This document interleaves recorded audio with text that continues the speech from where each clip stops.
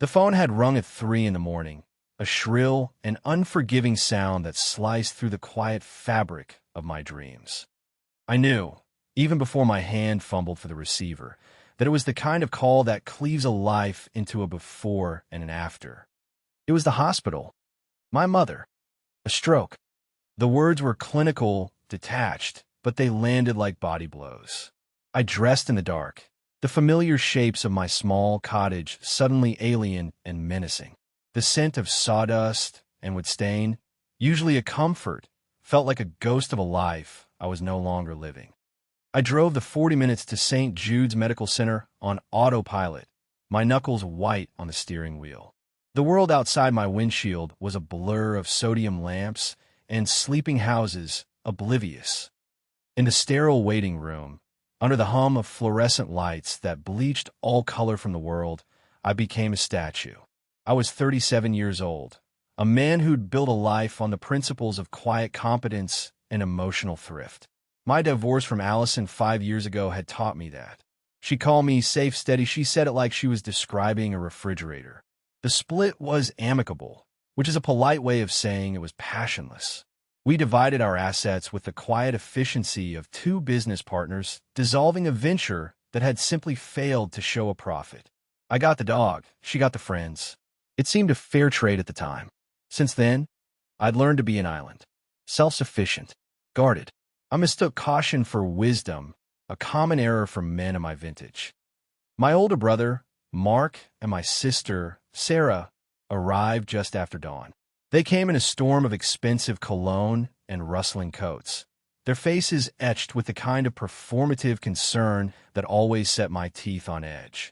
Mark was a senior partner at a downtown law firm, his life a testament to billable hours and strategic alliances. Sarah had married into old money and spent her days chairing committees for charities whose names I could never remember. They saw me sitting in the corner, and their expressions shifted from practiced sympathy to something more familiar, a faint, almost imperceptible condescension. "Liam," Mark said, his voice a low boom that commanded attention. "Any news?" "She's stable," I said, the word tasting like ash. "The doctor said the next 48 hours are critical." Sarah patted my shoulder, a gesture that was meant to be comforting but felt more like she was checking for dust. "Oh, you poor thing. You must have been here all night." I was always the poor thing. I was the one who had stayed. After my father died, after my divorce, I had retreated to the small cottage behind my mother's main house. It was supposed to be temporary, a place to recalibrate. But years had slipped by. I'd built my custom furniture business in the old barn I'd converted into a workshop. I fixed my mother's leaky faucets, mowed her lawns, and shared a cup of coffee with her every morning. My life was small, contained, and in the eyes of my siblings, a failure to launch. They saw me not as a son, but as a groundskeeper, a high-functioning dependent. "We'll handle it from here," Mark announced, already pulling out his phone. He began making calls, his voice a smooth, authoritative purr that bent the world to his will. Sarah started a text chain, coordinating a response, managing the crisis. They were a team, a well-oiled machine of upper-middle-class efficiency. I just sat there, feeling like a ghost at a board meeting. The next week was a blur of medical jargon and grim prognosis. Mom was alive, but the woman she had been, the vibrant, witty, fiercely independent matriarch, was gone, trapped somewhere behind a veil of confusion and silence. The doctors used phrases like long-term care and significant cognitive impairment. Mark and Sarah sprang into action. "We need to be practical, Liam," Sarah said, cornering me in the hospital cafeteria. It smelled of disinfectant and despair. "The cost of a good facility is astronomical," Mark added, stirring a spoon in a coffee he wouldn't drink. "Her insurance will only cover so much." I knew where this was going. I could see the logical, ruthless path they were paving. "The house," Sarah said, her voice dropping to a conspiratorial whisper. "It's her only real asset. It's what she would want. We can get on the market quickly," Mark said, his lawyer brain already calculating commissions and capital gains. "Prices in that neighborhood are at an all-time high. We need to strike while the iron is hot." I looked from his face, all sharp angles and certainty.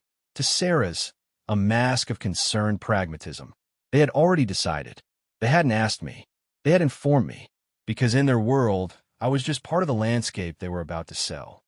What about me? The question was quiet, barely a whisper.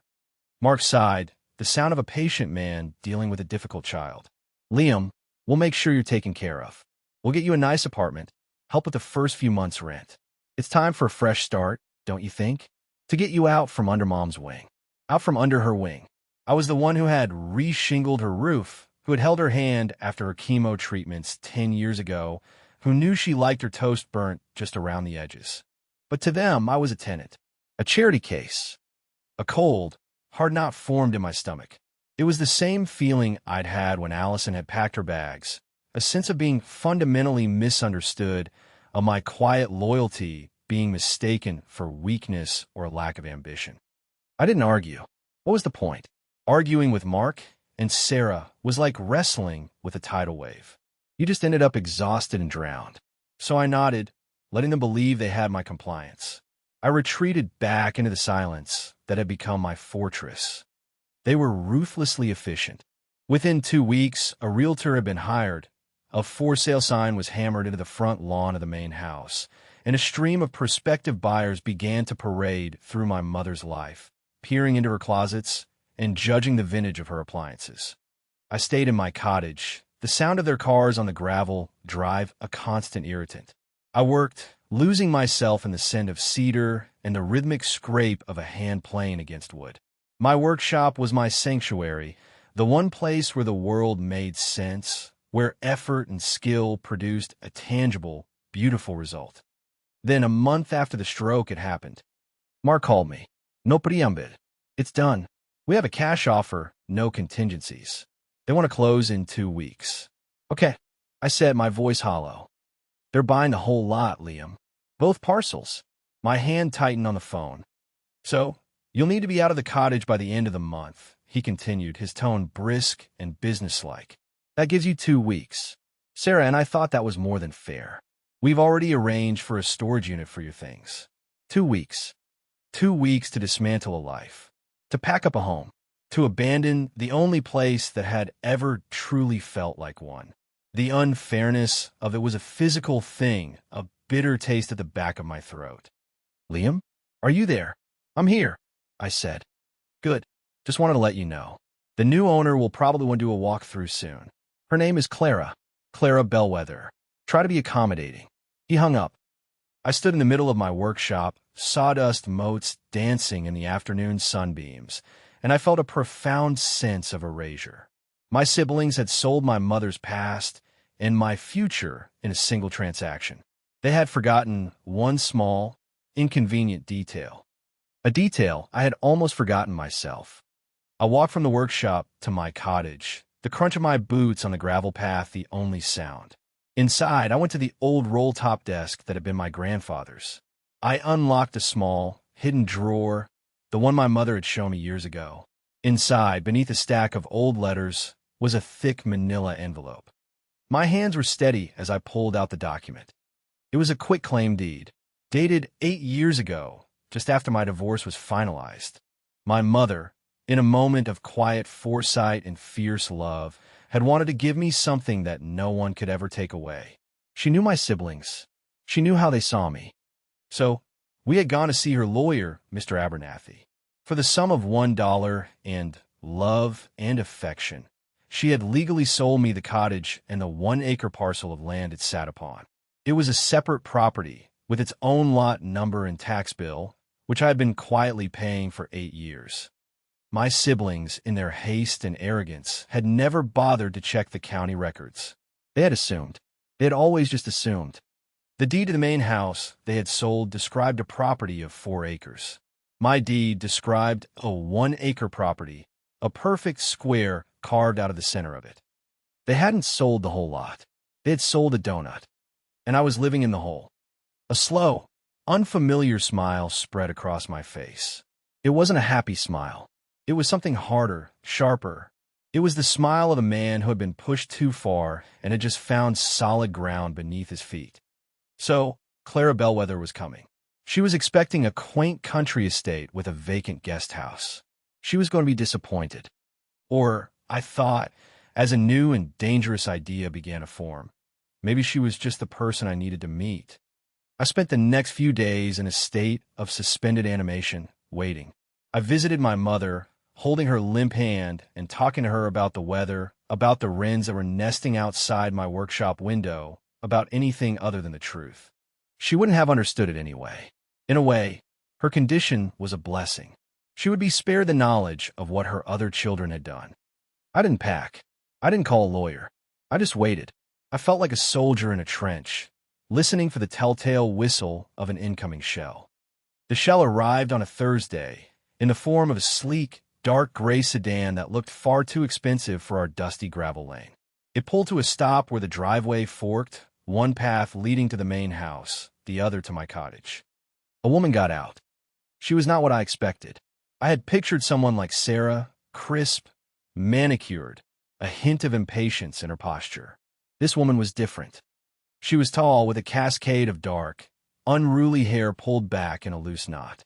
She wore jeans, scuffed boots, and a simple gray t-shirt. She moved with an easy, athletic grace, her eyes scanning the property not with the acquisitive gaze of a new owner, but with the curious, appreciative look of an artist studying a landscape. This, I presumed, was Clara Bellwether. She stood there for a long moment, her head tilted, taking in the grand, slightly faded Victorian main house, the sprawling, overgrown gardens my mother had loved, the towering oaks that had stood sentinel for a century. Then her eyes found my cottage, nestled amongst a stand of birch trees, a curl of smoke rising from its stone chimney. I was watching her from my window, feeling like a troll under a bridge. Her gaze settled on my workshop, the big barn doors open to the afternoon. She took a hesitant step in my direction, then another. There was a quiet determination in her walk. She wasn't coming to inspect her property. She was coming to introduce herself. I should have stayed inside. I should have let her knock on a door I had no intention of opening. But something about her, that quiet confidence, that lack of pretense, pulled me out. I stepped out onto my small porch, letting the screen door slam shut behind me. She stopped about 20 feet away. She didn't look surprised to see me. "Hello," she said. Her voice was lower than I expected, with a pleasant, husky quality. It was a voice that sounded like it knew its way around a good whiskey and a late-night conversation. "Hello," I replied. I crossed my arms over my chest, a defensive posture I hadn't even consciously chosen. "You must be Liam," she said. It wasn't a question. "And you must be Clara Bellwether." A small smile touched her lips. "Guilty.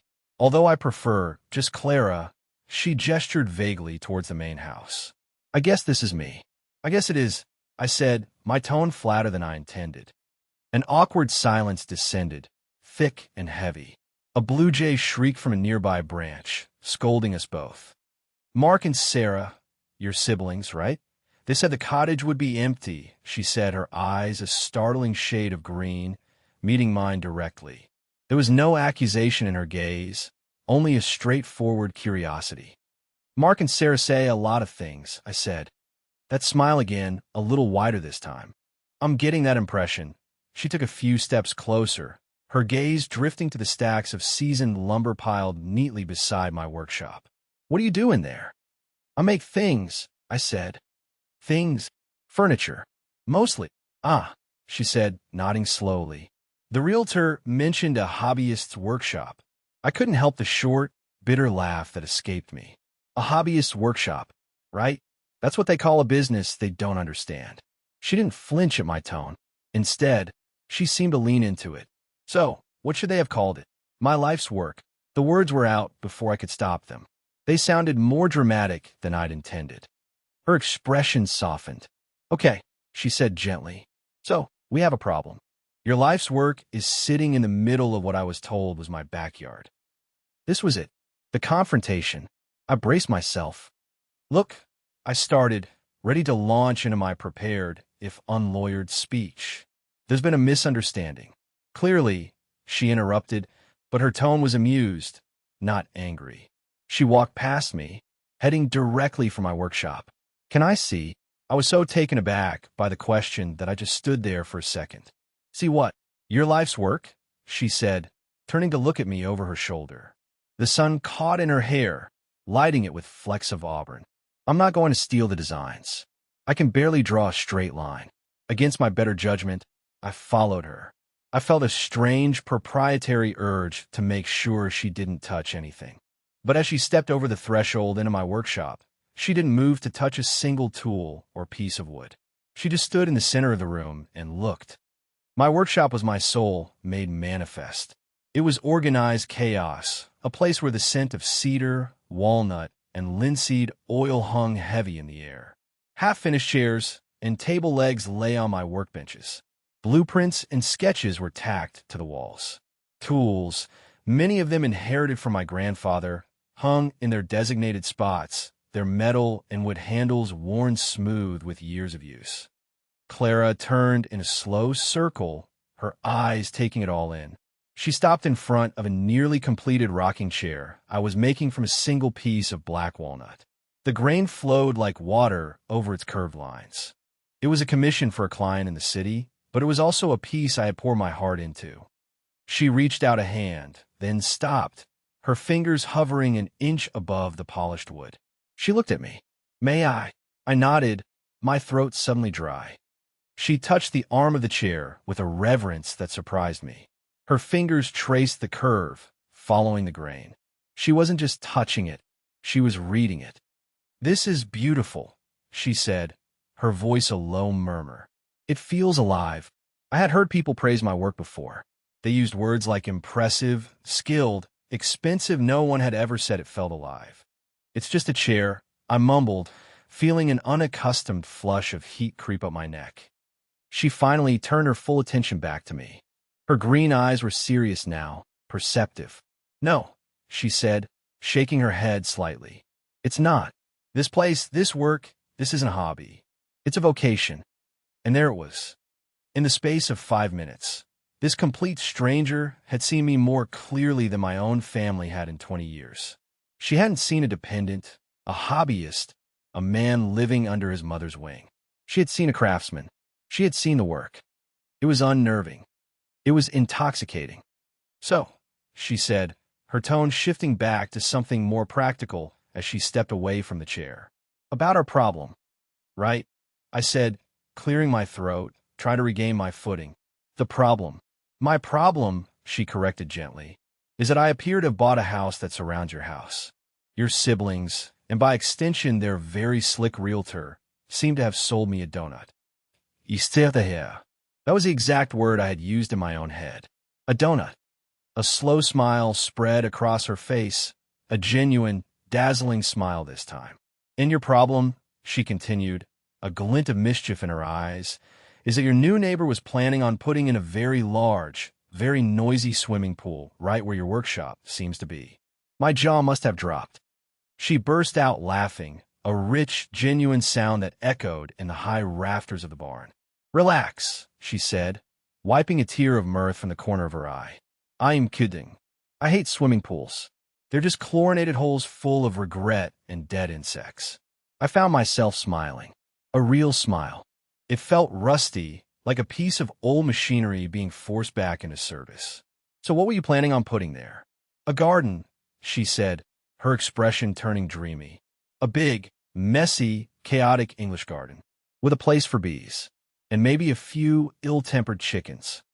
A landscape architect, or a writer. I've been close. You're a gardener. I'm a landscape architect, actually, she said. Or I was. I'm sort of on sabbatical. And you want to spend your sabbatical building a garden in my workshop. Well, when you put it like that, it sounds like I'm planning a hostile takeover, she laughed. Look, clearly we need to talk. And I have a feeling this conversation is going to require caffeine. Or possibly something stronger. My car is full of a truly depressing amount of instant coffee and a bottle of surprisingly good bourbon I bought at a gas station. I have a coffee pot, I heard myself say. And real coffee. A man of culture. I knew I liked you, she said, her smile unwavering. Lead the way, neighbor. As I led her from a workshop back to my cottage, the 20 feet of gravel between the two buildings felt like a vast, uncharted territory. I was intensely aware of her walking beside me, of the easy way she carried herself, of the fact that this entire situation was spiraling away from my careful, angry script. I had been prepared for a fight. I had been prepared for lawyers and eviction notices and bitter, ugly confrontations. I was not prepared for Clara Bellwether. Inside my cottage, I busied myself with the familiar ritual of making coffee, grinding the beans, filling the pot with water, the smell of it starting to brew. It was a small act of normalcy in a day that was anything but. Clara didn't sit. She wandered. She examined the books on my shelves, her fingers lightly tracing their spines. She studied the photographs on the mantelpiece, me as a kid with my dad, my mom in her garden, a faded picture of my grandparents on their wedding day. She wasn't being nosy. She was being observant. She was piecing together a story. My story. Cream and sugar? I asked, my back to her. Black is fine, she said from across the room. She was looking at a small, framed sketch on the wall. It was a simple charcoal drawing of a wren, something I'd done years ago. Did you do this? A long time ago, I said, pouring the coffee into two mismatched mugs. You're good, she said simply. You see things. I handed her a mug, our fingers brushing for a fraction of a second. A tiny jolt, like static electricity, passed between us. I pulled my hand back as if I'd been burned. Her expression didn't change, but I saw a flicker of something in her eyes. Awareness. So, I said, leaning against the kitchen counter, putting some distance between us. Let's talk about the donut. She took a sip of her coffee, her eyes closing in appreciation for a moment. Oh, thank God. That's so much better than instant. She opened her eyes and looked at me. Okay, the donut. Walk me through it. From your perspective. And so I did. I told her everything. About my mom's quiet foresight. About the lawyer and the deed. About my siblings and their grand, sweeping assumptions. I kept my tone even, factual, trying to strip the emotion out of it, but she seemed to hear it anyway. She listened intently, her gaze never leaving my face, nodding occasionally. She didn't interrupt. She just let me talk.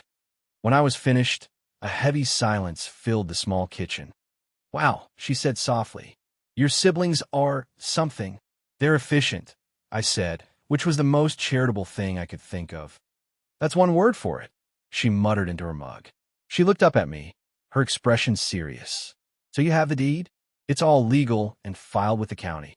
For 8 years, I confirmed. She let out a long, slow breath and a small, wry smile played on her lips. Well, this is going to be an interesting phone call to make to my lawyer. She took another sip of coffee. And an even more interesting phone call for your brother to receive. He's not going to be happy. Happy. She laughed, a short, sharp bark of sound. Oh, honey, he's going to be apoplectic. He committed malpractice, didn't he? Or something close to it. Representing a seller while not doing a basic title search on the property they're selling. That's not just sloppy. It's delicious is what it is. I hadn't thought of it that way. I had only thought of the family drama. She saw the professional fallout. So what happens now? I asked. She looked around my small, cozy kitchen. Then her gaze went to the window towards the main house, which was visible through the trees. Well, she said slowly, I'm not sure. I bought that house, she gestured with her mug, to get away from a man who thought he owned me. The last thing I want to do is start my new life by trying to push a man out of a home he rightfully owns. The way she said it, the quiet vehemence in her voice when she mentioned the man she'd left, sent a small shiver down my spine. It was a brief glimpse behind the curtain of her own story. His name was Julian, she said, as if reading my mind. He's a real estate developer, the kind of man who sees a forest and just sees bored feet. He would have loved this mess. He would have sued you into the ground, buried you in legal fees until you cried uncle and sold him your grandfather's desk for $1. The description was so vivid, so precise, that I could almost picture him. Arrogant, condescending, the kind of man who wore his wealth like a suit of armor. He sounded charming, I said dryly. He was, she said, her voice laced with irony. That was the problem. She shook her head, as if to clear it of a bad memory. Anyway, that's not me. I'm not him. She put her mug down on the counter with a decisive click. So here's what I propose. A truce. A truce. Yes, a neighborly truce. You don't stick a lawyer on me for trespassing, and I don't know, build a spike fence around your cottage. You can't, I pointed out. I own the land up to the birch trees. Details, details, she said, waving a dismissive hand. The point is, we're stuck with each other. At least for now, until the legal mushroom cloud settles. So we might as well be civil. Civil, irapa. It seemed like a ridiculously understated word for the situation. And she continued, picking up her mug again, you can continue to supply me with this excellent coffee. In exchange, I will not play loud music or host any wild, drunken parties in the main house. You're throwing in a lot of bonus features for this truce, I said, a smile tugging at my lips. I'm a giver, she said, her eyes sparkling. So, do we have a deal, neighbor? She extended a hand. I looked at her hand, then back at her face. This was not how I had envisioned this day going. I had pictured shouting, threats, the slamming of doors. Not this easy, witty, disarming woman who saw the absurdity in the situation and met it with humor instead of hostility. I took her hand. Her grip was firm, her skin warm. Deal, I said. We stood there for a beat too long, our hands clasped, the silence in the kitchen suddenly charged with a different kind of tension. It wasn't the tension of a fight brewing. It was the tension of a beginning. She pulled her hand away first, her cheeks a little pink. Well, she said, her voice a little brighter than before. I should probably go. I don't know, stare at my new, oddly shaped property and contemplate my life choices. And call your lawyer, I reminded her. And call my lawyer, she agreed with a groan. And then maybe that bourbon from the gas station. I'll walk her to the door. For what it's worth, I said, as she stepped out onto the porch. I'm sorry this is a mess. I know this isn't what you signed up for.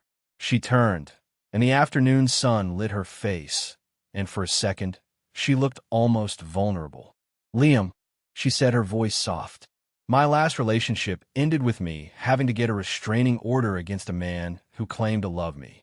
A messy property dispute with a quiet, handsome woodworker who makes excellent coffee. Trust me, this is a massive upgrade. And with that, she gave me a small, enigmatic smile, turned, and walked down the gravel path towards the big, empty house that was now hers.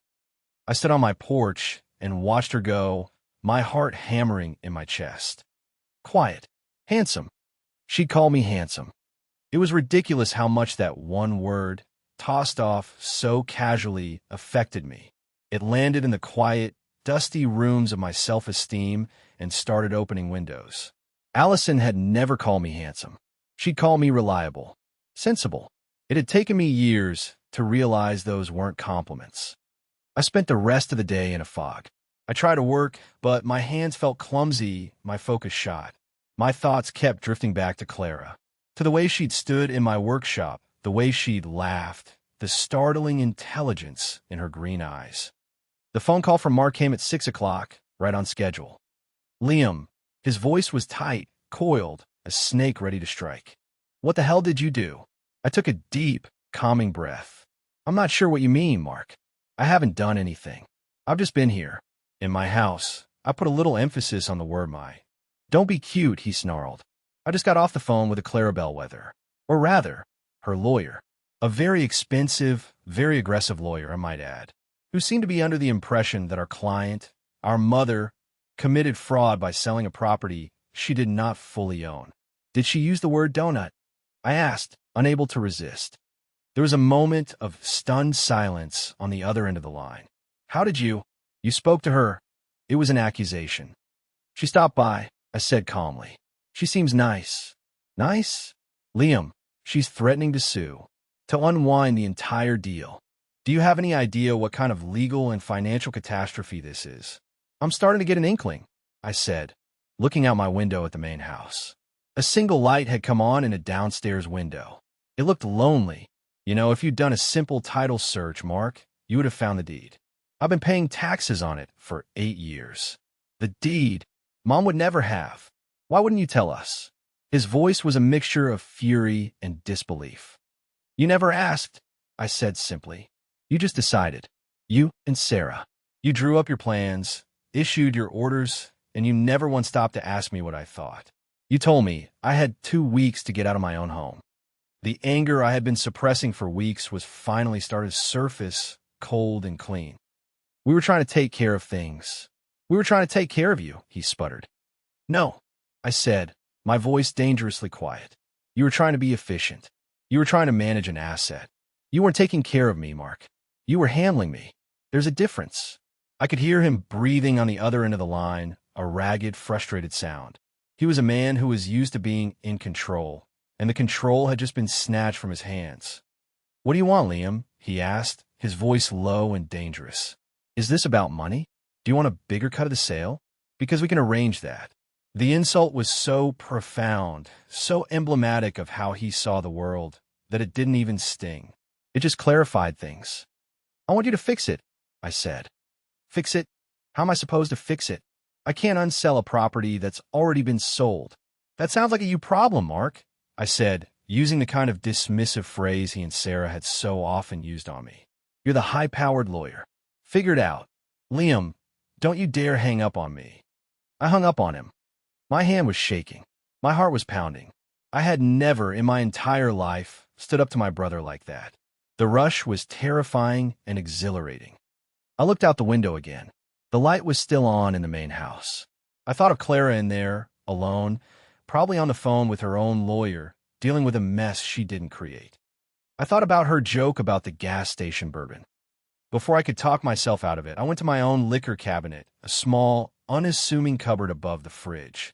I pulled out a bottle of very good, very old single malt scotch that I'd been saving for a special occasion. I couldn't think of a more special occasion than this. I poured 2 generous glasses, grabbed the bottle, and walked out my front door. The night was cool, the sky star-dusted and vast. The air smelled of damp earth and pine. As I walked the gravel path from my cottage to her house, it felt less like trespassing and more like a journey, a crossing over. The front door of the main house was unlocked. I hesitated on the porch, then gave a soft knock. I heard her voice from inside. If you're my lawyer calling back to tell me more bad news, I'm going to start screaming and never stop. It's just your neighbor, I called out, with a counteroffer to the gas station bourbon. The door swung open. Clara stood there, silhouetted against the light from the hall. She was holding a cell phone in one hand and had a weary, frustrated look on her face. But when she saw me and the 2 glasses and the bottle of scotch in my hands, her expression softened into a tired smile. Liam, she said, her voice full of relief. You might just be my hero. I'm not a hero, I said, stepping inside. The house was cavernous and empty, smelling of dust and disuse. Our voices echoed slightly.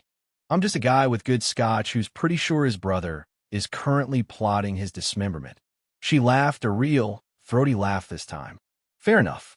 My lawyer is suggesting I sue your entire family into the next century. So I think we both deserve a drink. She led me into what must have been the living room.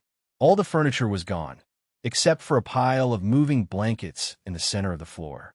She had been sitting on them. A single lamp on the floor cast long, dancing shadows on the walls. It's not much, she said with a wry smile, but it's oddly shaped. I like what you've done with the place, I said, handing her a glass. She took it, her fingers brushing mine again. This time, neither of us pulled away. So, you talked to your brother. I did, I said, pouring scotch in her glass, then mine. It went about as well as you'd expect. He yelled. He blamed you. He blamed me. He offered you money. I stopped pouring and looked at her. How did you know? I know the type, she said, her voice quiet. Men like your brother, men like Julian, they think everything has a price tag, that every problem can be solved with a checkbook. We sat down on the moving blankets, a respectable distance between us. The wooden floors were cold. The room felt vast and empty around us. So what now? I asked, taking a sip of the scotch. It burned a pleasant trail down my throat. Now, she said, swirling the amber liquid in her glass, we wait. The lawyers will posture and threaten. Your brother will scramble. Eventually, someone will have to buy you out, or unwind the sale, or, I don't know. My head hurts thinking about it. She looked at me, her eyes luminous in the dim light. But that's tomorrow's problem. Tonight, we're just two neighbors sharing a drink in a weird, empty house. To weird, empty houses, I said, raising my glass. And the difficult people who bring us together, she added, clinking her glass against mine. The sound was small, but it echoed in the silence. We drank for a while without speaking, the quiet companionship of balm after the chaos of the day. I learned that she had grown up in the city, that she had a younger sister she was close to, that she had quit her high-paying job at a prestigious firm because she was tired of designing sterile corporate plazas and rooftop bars for people who didn't appreciate plants. She wanted to get her hands dirty. She wanted to create something that would outlive her. I told her about my work, about the satisfaction of taking a rough piece of timber and finding the hidden shape within it. I told her about my mother's garden, about how I'd learned the names of all the flowers just by listening to her talk about them. I didn't tell her about Allison. I didn't tell her about the divorce or the years of feeling like I was a background character in my own life. It wasn't the right time. At some point, a car's headlights swept across the front of the house, illuminating the dusty room for a moment before disappearing down the road. "I hope that's not your brother," she said. "He wouldn't dare," I said, though I wasn't entirely sure. "He's probably at home, drafting a motion to have me declared legally incompetent." She smiled. "Let him try. I'll be your character witness." "Your Honor, this man makes a fantastic rocking chair and has impeccable taste in scotch. He is clearly of sound mind and body." I laughed. "That's a terrible legal defense." "But it's true," she said, her smile fading into something more serious. She looked at me, her gaze steady and direct. "You know, when I first saw you standing on that porch today, all crossed arms and stormy expression, I thought, oh, great. This is the guy, the angry squatter who's going to make my life a living hell." "I could do a great stormy expression," I said. "It's one of my top 3 expressions." "It's very effective," she conceded. "But then, you show me your workshop, and I saw all that care, all that patience and detail, and love you pour into your work. And I thought, no, the angry squatter is just a costume. That's not who he is." She paused, taking a small sip of her drink. "My ex, Julian, he was all about the big gestures, the grand romantic statements. But he never once noticed how I took my coffee. He never paid attention to the small things." She looked at me, and her eyes were so clear, so perceptive, it felt like she could see right through me. "You're a man who pays attention to the small things, Liam. Anyone can see that. In your work, in the way you talk about your mother's garden. It's a rare quality, the moment of being seen. It wasn't a lightning bolt. It was quieter than that. It was a key turning in a lock I didn't even know was there. For years, my quiet nature, my attention to detail, had been framed as a liability. My ex-wife saw it as a lack of ambition. My siblings saw it as a sign of my provincial, small-minded life. Clara saw it as a strength, a rare quality. My throat felt tight. I couldn't think of a single thing to say. "Sorry," she said, looking away, a faint blush on her cheeks. "Too much. The scotch is making me philosophical." "No," I said, my voice hoarse. I cleared my throat. "No, it's—" "Thank you." The words were inadequate, but they were all I had. We finished our drinks in a comfortable silence. The initial tension of the day had dissolved, replaced by a fragile, tentative connection, a sense that we were on the same side, even if we weren't sure what war we were fighting. "I should let you get some sleep," I said, finally getting to my feet. My knees cracked in protest. "Or I could let you get some sleep," she countered, standing up as well. In the dim light, she seemed to be swaying slightly. "Are you okay?" I asked, reaching out a hand to steady her, my fingers closing around her upper arm. "Fine," she said, her breath catching a little. "Just a lot of scotch and not a lot of food today." Her arm was warm and solid under my hand. I was suddenly, intensely aware of our proximity, of the scent of her hair, of the way the faint light from the lamp caught the curve of her neck. The empty room seemed to shrink around us. "I have leftover chili," I said, the words tumbling out of me. "At my place. And cornbread." She looked up at me, her eyes wide. Are you trying to lure me back to your cottage with the promise of chili and cornbread? Liam, is it working? I asked, a half-smile on my face. Her own smile was slow and a little wicked. Maybe, she whispered. The moment stretched, taut, and shimmering. The air was thick with unspoken things, with possibilities I hadn't dared to consider just 12 hours ago. And then, the sound of a car engine, much closer this time. A pair of powerful headlights flooded the room, pinning us in their glare like startled deer. The engine cut, and a car door slammed with aggressive force. Clara flinched, pulling her arm from my grasp as if she'd been shocked. The spell was broken. "Oh no," she whispered, her face paling. "Is that your brother?" I asked, my own body tensing, preparing for another confrontation with Mark. "Worse," she said, her eyes fixed on the front door. "That's Julian."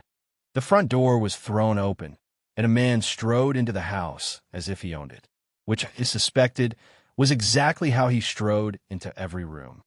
He was tall, impeccably dressed in a tailored suit that probably cost more than my truck, with a mane of perfectly coiffed blonde hair and a jaw that looked like it had been chiseled from granite. He radiated an aura of expensive, effortless confidence. He was the human equivalent of a luxury SUV. He stopped short when he saw us. His eyes, a cold, pale blue, flickered from Clara to me, then to the bottle of scotch and the two empty glasses on the floor. A look of profound displeasure settled on his handsome face. "Clara," he said, his voice a smooth, deep baritone that was probably devastatingly effective in boardrooms. "I've been calling you all day." I was worried. The words said one thing, but his tone said another. It was possessive, accusatory. "I've been busy, Julian," Clara said, her voice tight. She crossed her arms over her chest, creating a barrier between them.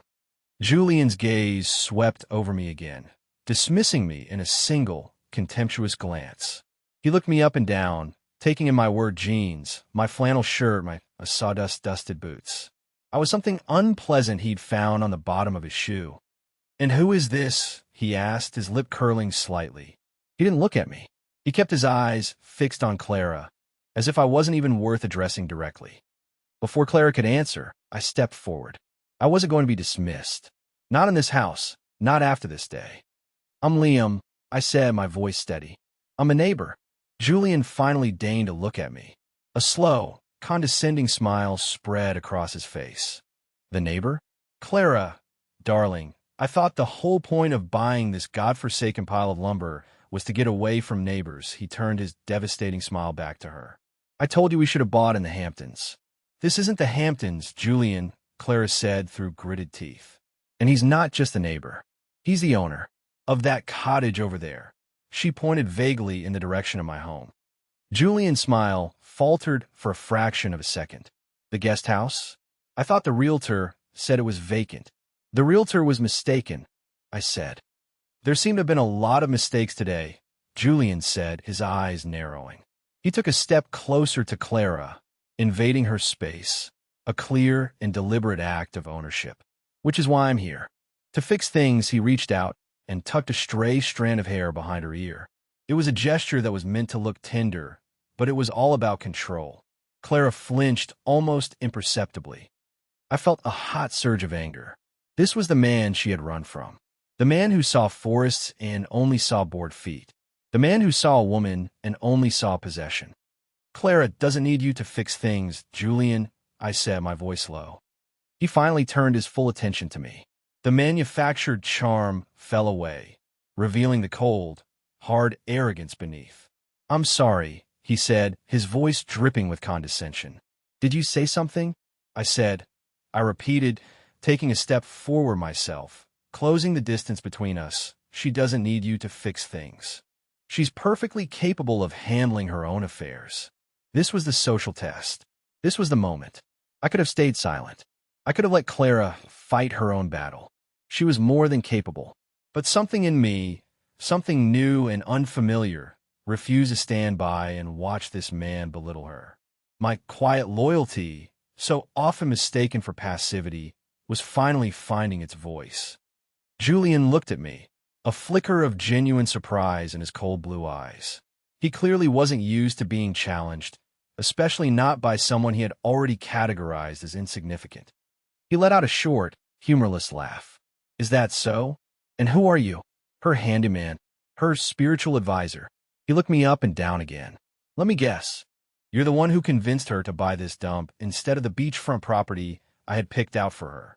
She picked this place herself, I said, my voice even, because she wanted a garden and a place for bees, not a glass box to be put on display in. The words hit their mark. I saw it in the tightening of Julian's jaw, the flash of anger in his eyes. I had used his own tactics against him, showing that I had listened to Clara, that I knew something about her that he had clearly missed or dismissed. Clara, who had been standing frozen between us, took a deliberate step to the side, aligning herself with me. It was a small movement, but it was a definitive statement. She was no longer the buffer between two opposing forces. She had chosen a side. "Julian," she said, her voice clear and strong, all traces of weariness gone. "Liam is right.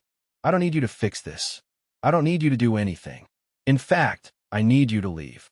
Julian stared at her, his handsome face a mask of disbelief. "Leave?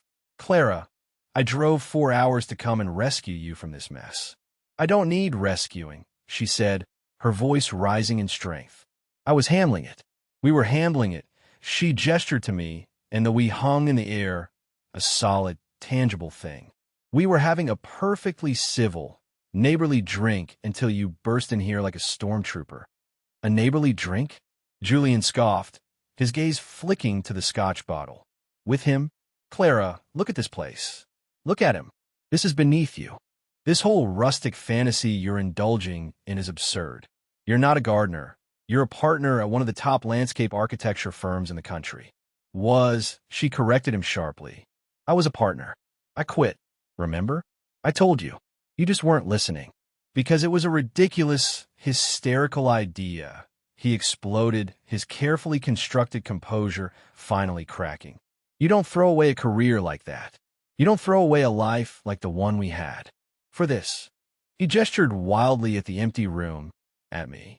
"For a shack in the woods and some lumberjack." The moment hung, thick and ugly. The word lumberjack was spat out like an insult, a summation of everything he found lacking in me. My lack of polish, my lack of wealth, my lack of a suit from his tailor. I should have been angry. I should have been insulted. But all I felt was a profound sense of pity for him. He was so trapped in his world of status and appearances that he couldn't see the value in anything else. He couldn't see the strength in Clara's decision to walk away from a life that was suffocating her. He couldn't see the dignity in working with your hands. He was blind. Clara stepped forward, her eyes blazing. "Get out, Julian." "Clara, I mean it," she said, her voice dangerously low. "Get out of my house. Now." The force of her will was a physical thing. Julian actually took a step back. He looked from her furious face to my calm one, and he seemed to realize that he had lost. He had overplayed his hand. He smoothed down his suit jacket, a pathetic attempt to regain his composure. "Fine," he said, his voice cold. "Indulge your little fantasy. When you're tired of playing house with the local yokel, you know where to find me." He turned, his back ramrod straight, and stalked out of the house, leaving a trail of toxic arrogance in his wake. A moment later, we heard his car start, the engine roaring to life. He backed out of the driveway so fast that gravel sprayed against the side of the house.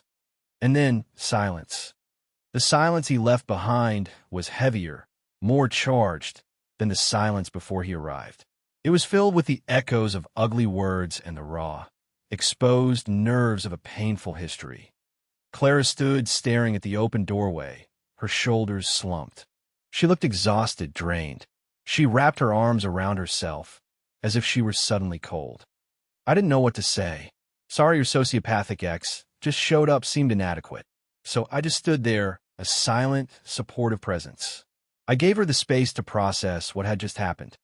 After a long minute, she let out a long, shaky breath and turned to face me. Her eyes were bright with unshed tears. "Well," she said, her voice trembling slightly, "now you've seen a monster from my closet." "He's not a monster," I said quietly. He's just a bully. And bullies are only powerful when you're afraid of them. She gave a small, watery laugh. I was afraid of him. For a long time. He has a way of making you feel small. Of making you doubt yourself. I didn't see him make you small, I said. I saw you stand up to him. I saw you throw him out of your house. She looked at me, a flicker of surprise in her eyes. You did. I did, I confirmed. It was pretty magnificent, actually. A real, if fragile, smile touched her lips. Magnificent? I felt like I was going to throw up. You hit it well, I said.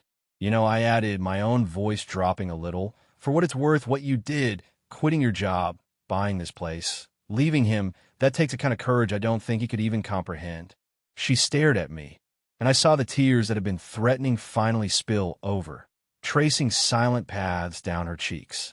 But she was smiling. Damn it, Liam, she whispered. Stop seeing me so clearly. It's unnerving. I took a step closer, my hand coming up as if to wipe away a tear, but I stopped myself. It felt too intimate too soon. Instead, I just stood there, my hand hovering in the space between us. Sorry, I mumbled. It's a bad habit. No, she said, shaking her head. She reached out and took my hand, her cool fingers lacing with mine. It's not. It's nice. We stood there in the middle of the empty, dusty room, holding hands like two teenagers. The last dregs of the adrenaline from the confrontation with Julian slowly seeped away, leaving behind something else. Something quiet and hopeful and terrifyingly new. So, she said, her voice still a little shaky. About that chili. I squeeze her hand. It's still there. And the cornbread. Good, she said. Because I'm starving. And I think I'm done with this house for one night. We walked out together, leaving the single lamp burning in the empty room. I locked the front door behind us, a gesture that felt surprisingly significant. The walk back to my cottage was different this time. The 20 feet of gravel no longer felt like a vast, uncharted territory.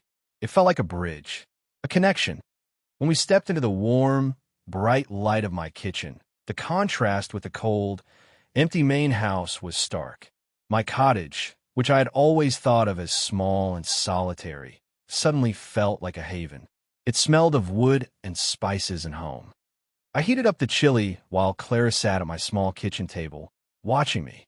She was quiet, her earlier wit and energy replaced by a thoughtful stillness.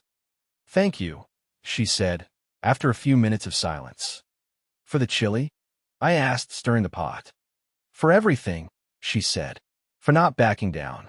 For standing up for me. You didn't need me to, I said, turning to look at her. You were doing fine on your own. Maybe, she conceded. But it was nice not to be on my own. For once, she looked around the kitchen, at the worn wooden cabinets and the shelves of mismatched pottery. This place is like you.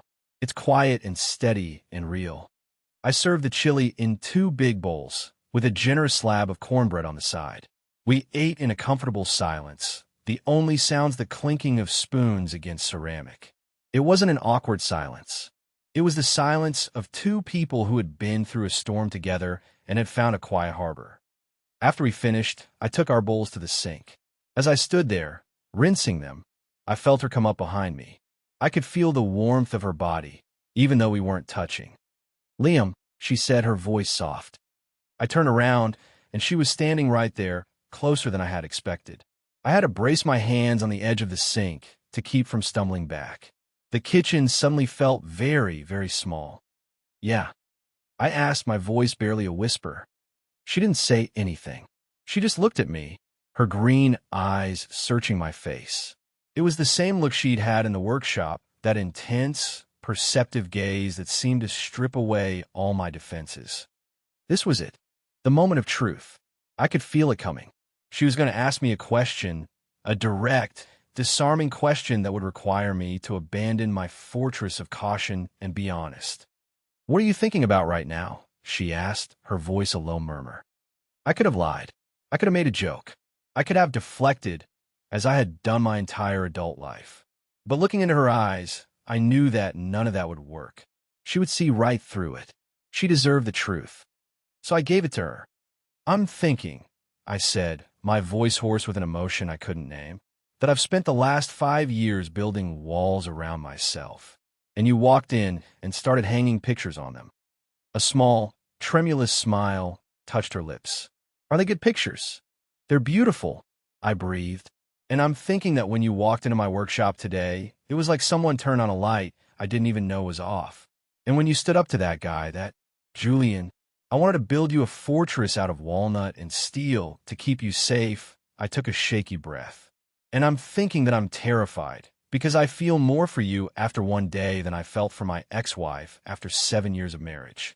The confession hung in the air between us, raw and honest and terrifying. I had laid all my cards on the table.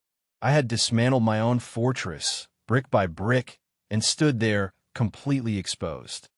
She didn't look scared. She didn't look overwhelmed. She just looked relieved. Good, she whispered, because I'm terrified too. And then she closed the small distance between us. She rose up on her toes, her hands coming up to cup my face. Her palms were cool against my skin, which was suddenly on fire. Her lips met mine. It wasn't a gentle, tentative kiss. It was a kiss of relief, of recognition, of two people who had been wandering in the wilderness and had finally, impossibly, found their way home. It was hungry and desperate and full of unspoken promises. It tasted of scotch and chili and something that felt an awful lot like hope. I wrapped my arms around her, pulling her tight against me, my hands tangling in her messy, beautiful hair.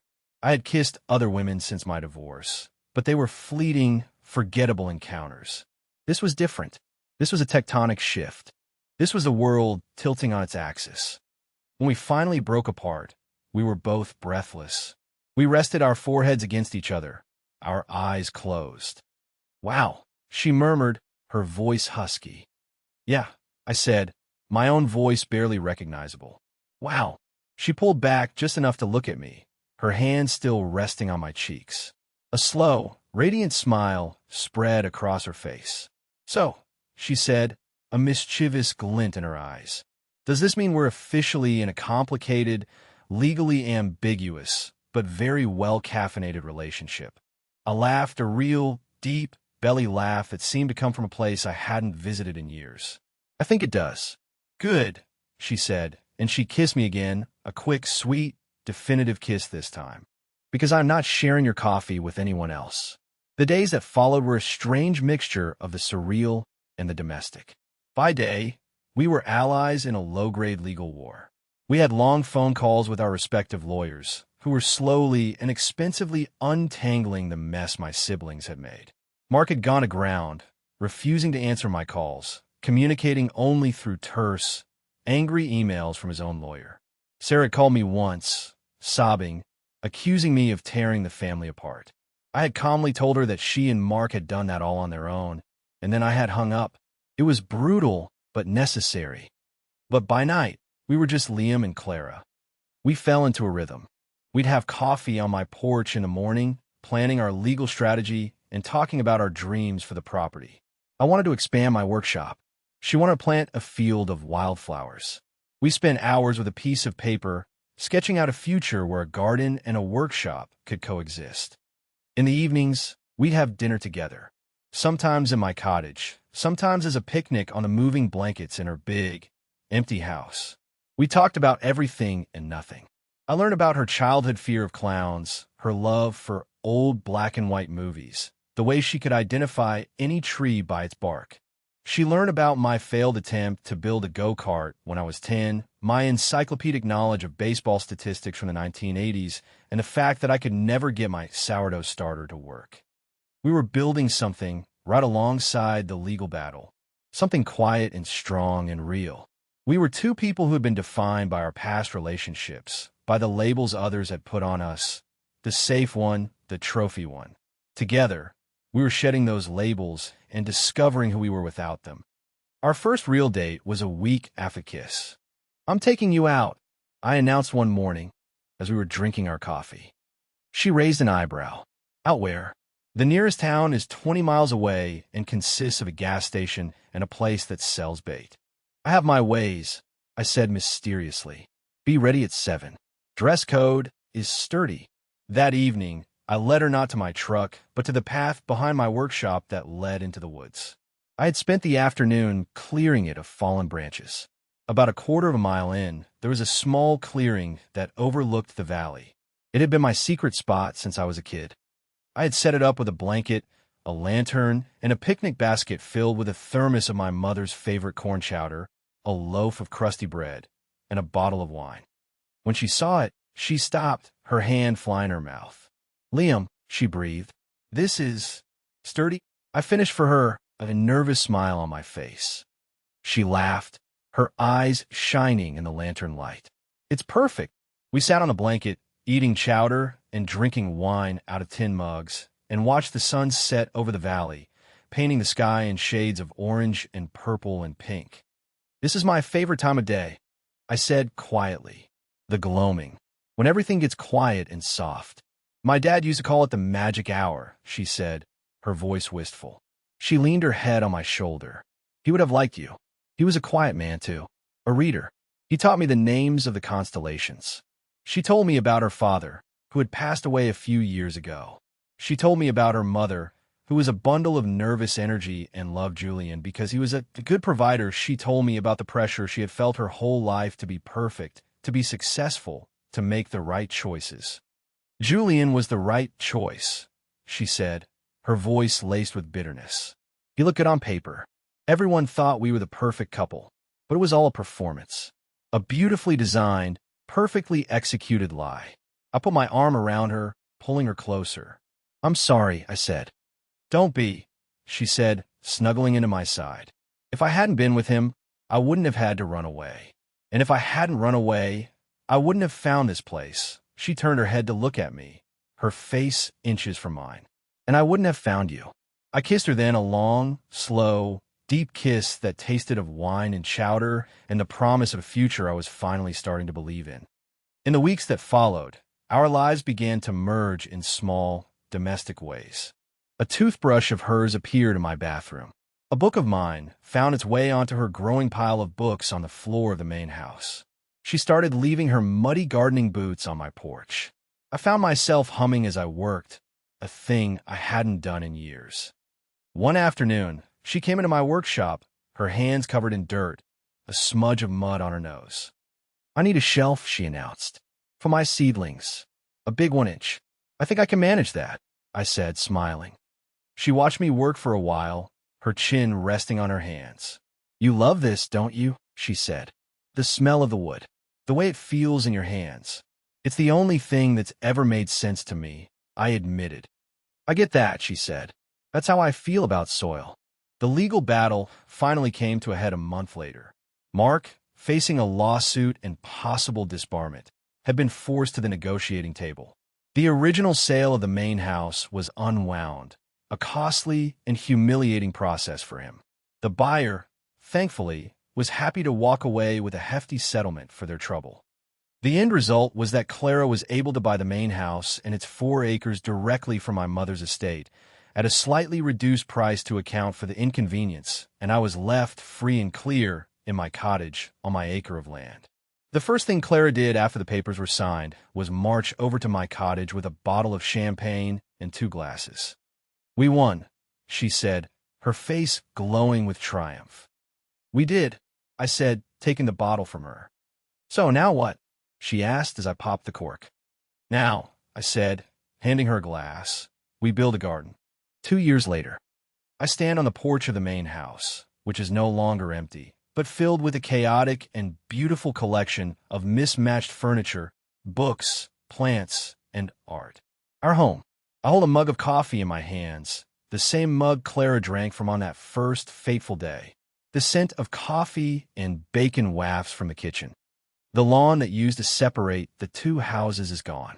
In its place is a sprawling, magnificent garden, a testament to Clara's vision and hard work.